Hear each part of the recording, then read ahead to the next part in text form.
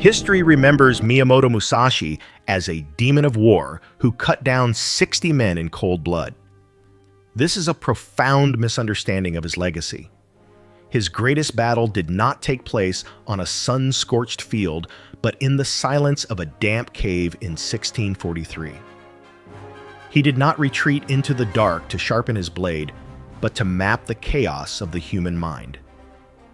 The world believes the Book of Five Rings is a manual for violence, yet its most critical lesson has nothing to do with the sword. The path to this revelation begins not with a duel, but with a dying man racing against time itself. The year is 1643. High within the mountains of Kyushu, the Reigandō cave breathes a cold, damp mist that clings to the skin like a shroud. Outside, the leaves of the maple trees are turning the color of dried blood, signaling the deep autumn of the Edo period. Inside, the silence is absolute, broken only by the rhythmic, hypnotic dripping of water from the limestone ceiling and the labored, rasping breath of an old man. Miyamoto Musashi sits in the center of this stone womb, his posture as rigid as the rock walls surrounding him.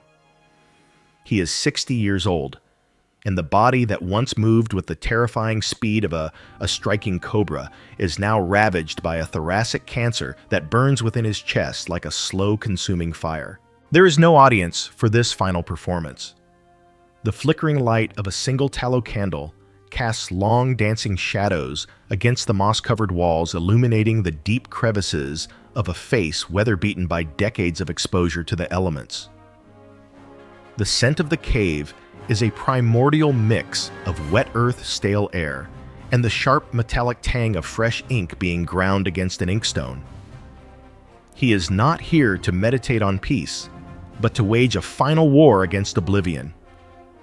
The Sengoku period, the age of warring states that forged him, has ended. Peace has softened the samurai class. The lethal reality of combat is fading into comfortable theory and decorative ritual. Musashi knows that if he dies before capturing the essence of his Niten Ichi-ryu, the truth of survival will evaporate like morning mist. He dips his brush into the black liquid. His hand, calloused from holding the hilt of a katana for nearly half a century, does not tremble. He touches the tip to the rough surface of the washi paper. The sound is a dry whisper, a friction that carries more weight than the clash of steel. Every beat of his heart sends a spike of agony through his ribcage, a constant reminder that the god of death is waiting patiently at the cave's entrance. He writes of earth, water, fire, wind, and the void, attempting the impossible task of compressing 60 life-or-death duels into a structure that can be understood by those who have never felt the spray of an artery. The cold stone floor presses against his knees, grounding him in the physical reality of the moment. He realizes that all his fluid movements, his explosive attacks, and his intuitive counters were merely expressions of something deeper, a fundamental architecture of the mind that he must now articulate before the candle burns down. The demons of his past are silent now. Only the scratching of the brush remains. He is fighting the hardest battle of his life, not against a rival school or a master swordsman, but against the fading light of his own consciousness. His brush hovers over the parchment, ready to distill a lifetime of chaos into a single, terrifyingly simple foundation. To the untrained eye, the Book of Five Rings appears to be a catalog of archaic fencing techniques. To the strategist, it reveals itself as a sequential algorithm for existence. Musashi begins his treatise with the Earth Scroll, not by accident, but by absolute necessity. In the brutal chaos of the Sengoku period, he understood that a warrior who cannot stand firm cannot strike true. The earth represents the tangible, the structural, and the unmovable foundation of discipline. Before one can master the fluidity of the water scroll, adapting to circumstances like liquid taking the shape of its container, or the explosive timing of the fire scroll, which governs decisive action, the student must first understand the ground beneath their feet. In 60 lethal encounters, Musashi did not survive by mere speed or aggression. He survived because his strategy was built on the rigorous observation of reality. He studied the wind scroll to understand the techniques of his enemies, knowing that ignorance of the competition is a fatal flaw. Ultimately, he sought the void scroll, a state of intuitive emptiness where technique dissolves into instinct, allowing for action without conscious thought. But strategy was only half of his legacy. 7 days before his death, sensing the final heartbeat approaching, Musashi realized that the sword could save the body, but it could not save the soul. He picked up his brush one last time to write the Dokkodo, or the Path of Aloneness. If the 5 rings were his manual for outer conquest, these 21 precepts were his manifesto for inner freedom. He distilled the iron discipline required to walk a solitary path into stark commands: accept everything just the way it is, and do not seek pleasure for its own sake. He demanded a total detachment from the emotional crutches that weaken the spirit, advising his students to think lightly of yourself and deeply of the world. This was not a philosophy of comfort. It was a philosophy of absolute self-reliance. While Musashi forged this psychological armor to survive the blade, the modern mind stands unprotected against a bombardment of distractions that are far more insidious than steel. Observe the new battlefield. It is not a muddy plain in feudal Japan, but a glass-walled office in a sprawling metropolis. The air is recycled cool and smells faintly of ozone and stale coffee. The combatant is a 30-year-old product manager. He considers himself a strategist. He manages roadmaps. He tracks metrics. He optimizes workflows. Yet his eyes are glazed, reflecting the harsh blue light of dual monitors.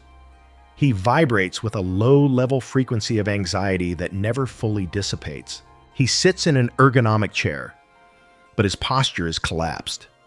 His chest feels tight, a physical manifestation of a mind that is under constant siege. A notification pings a new email. His eyes dart to the corner of the screen. A Slack message pops up, a request for marketing. He shifts focus. His phone buzzes a news alert. He picks it up. He is reacting, not acting. He possesses the speed of the fire scroll, rushing from task to task, and he mimics the adaptability of the water scroll, shifting his schedule to accommodate every demand. But he has ignored the earth scroll. He has no stance. He has no foundation. He spends his days fighting phantom enemies. He believes that clearing his inbox is a victory, unaware that he is merely sweeping leaves in a windstorm. He violates Musashi's cardinal rule, do nothing which is of no use. His day is filled with movement, yet he advances nowhere. He seeks the dopamine hit of the like, and the reply, a direct violation of the Dokkodo precept, too detached from the desire for pleasure. He is building a career on shifting sands, terrified of the silence, because in the silence, he would have to confront the reality that he has lost the way. He is exhausted, not by the weight of his sword, but by the weight of his own lack of direction. This fragmentation of the self is the modern plague. The cost is not a bloody death, but a slow erosion of identity, where the spirit is whittled away by 1,000 trivial cuts, until nothing remains but a hollow vessel responding to external stimuli. The antidote to this unraveling does not require a lifetime of asceticism, but a single day of radical structural intervention. The application of the Earth Scroll in the 21st century requires a rigid rejection of modern fluidity. It demands the installation of a psychological firewall, known as the Earth Reset. The protocol activates the moment consciousness returns in the morning. For the first 10 minutes of the day, the practitioner is forbidden from engaging with the reactive world. There is no checking of messages, no consumption of news, and no digital input. These are the elements of water and wind, shifting and shapeless, which must never precede the solidity of Earth. The protocol dictates that the individual must physically write down a single non-negotiable objective for the day. This is not a to-do list, which is often a graveyard of good intentions, but a singular block of granite. It is the foundation stone. Just as Musashi would check the firmness of the ground before drawing his blade, The modern strategist defines the absolute terrain of their day before the chaos of business begins. This task must be completed before any other meeting, email, or conversation takes place. It is executed with a deliberate slowness. The focus is not on finishing quickly, but on finishing with absolute structural integrity. This practice enforces Musashi's ruthless command, "Do nothing which is of no use." When the mind attempts to drift toward the anxiety of the future or the regrets of the past, the earth reset pulls it back to the immediate friction of the pen on paper and the reality of the work at hand. This is the practice of becoming the rock. By noon, while others are drowning in the fluid complexity of multitasking, the practitioner of the Earth Scroll has already secured a victory. They have built a platform of accomplishment that cannot be washed away by the tides of the afternoon. The psychological shift is palpable. The desperate need for speed is replaced by the quiet confidence of weight. The anxiety of the manager dissolves, replaced by the calm authority of the architect. This mastery of the self is merely the prologue. The true power of the Earth Scroll reveals itself when the stakes are raised to the level of command. The principles of the Earth Scroll ascend from the individual desk to the corporate boardroom, transforming the nature of command. Imagine a high-stakes emergency meeting within a technology firm. The market is shifting violently. Competitors are releasing features that threaten to make the company's flagship product obsolete. The board of directors is clamoring for an immediate launch of a new version driven by the fear of irrelevance. The atmosphere is charged with the frantic energy of the Fire Scroll reactive sweeping and desperate to match the tempo of the opponent.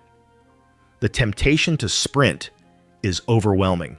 But the leader grounded in Musashi's philosophy refuses to be swept away by the gale. They perceive what the panicked majority misses. The infrastructure is not ready. To launch now is to build a castle on sand. The Earth Scroll dictates that a strategy without structural integrity is merely a delayed suicide. However, the leader also avoids the trap of perfectionism. They recall the legend of Ganryujima. In 1612, facing the master swordsman, Sasaki Kojiro Musashi did not rely on a perfect steel blade. He understood the terrain and the timing. While traveling to the duel by boat, he carved a crude wooden sword from a spare oar. He arrived late, unsettling his opponent, and struck with a weapon that was rough, ugly, but perfectly calculated for the reach he needed to win. He did not wait for the perfect condition. He created the effective condition. In the war room, the strategic leader applies this dual wisdom. They halt the reckless launch that lacks foundation, yet they refuse to polish the product until the market window closes.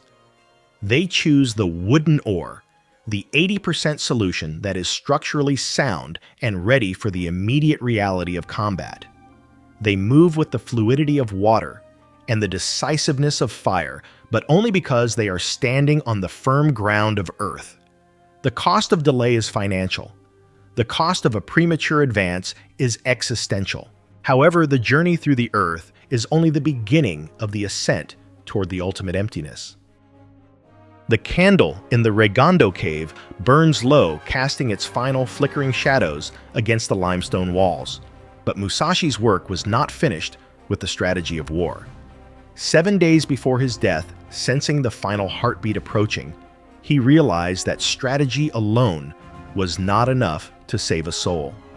He picked up his brush one last time to write the Dokkodo, the path of aloneness. While the Book of Five Rings taught men how to win, the Dokkodo taught them how to die without regret. In 21 brief precepts, he distilled the iron discipline required to walk the solitary path. Do not seek pleasure for its own sake. Do not regret what you have done. Never stray from the way. He handed this final scroll to his disciple, not as a manual of violence, but as a manifesto of ultimate freedom. To win battles, you need the 5 rings. But to conquer yourself, you need the path of aloneness. Musashi passed away in 1645, not in the glory of battle, but in the quiet dignity of understanding. His life offers a final silent metaphor. Most of the world spends its energy staring at the summit of the mountain, obsessed with the height of their ambition. Musashi teaches that the summit is irrelevant if the foot does not find purchase on the stone beneath it. He walked into the darkness of the cave to find the light of clarity. He stripped away the title of demon to become a teacher of the void. The path to the heavens does not begin by looking up. It begins by looking down at where you stand. The 5 rings are not a chain that binds, but a ladder that liberates. As the digital winds of the modern world howl outside your door, threatening to sweep away your focus and your peace, the choice remains as ancient as the stone in Musashi's hand. Will you remain a leaf scattered by the storm, or will you become the mountain that the storm breaks against?